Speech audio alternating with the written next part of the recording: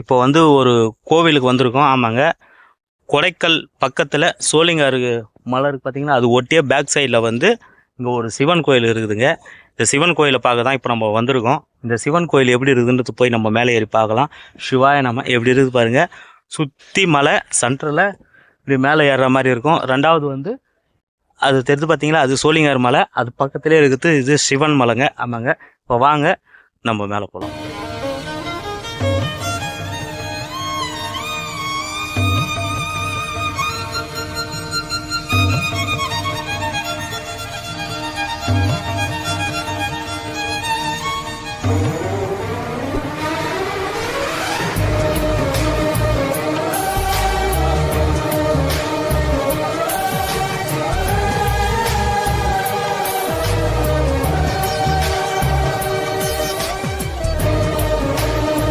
கைலாத சிங்காமணி ஈஸ்வரருங்க. ஆமாங்க.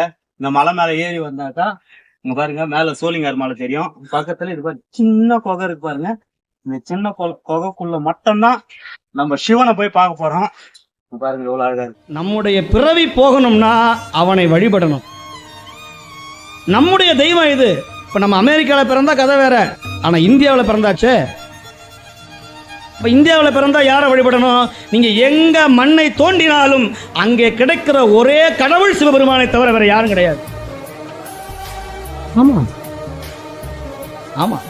எப்போ வந்தான்னு நமக்கும் தெரியாது, அவனுக்கும் தெரியாது. அவன் எப்போ வந்தான்?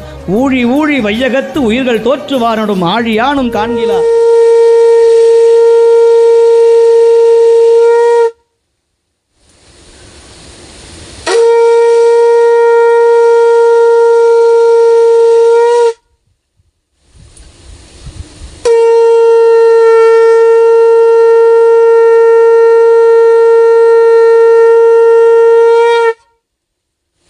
நமச்சிவாய. இங்க பாருங்க, மலை ஏறி வந்தோமா, இது மாதிரி ஒரு சின்ன குகைங்க. ஆமாங்க. இந்த சின்ன குகைக்குள்ள வந்தோமா ஒரு அழகான சிவலிங்கத்தை பார்க்கலாம்.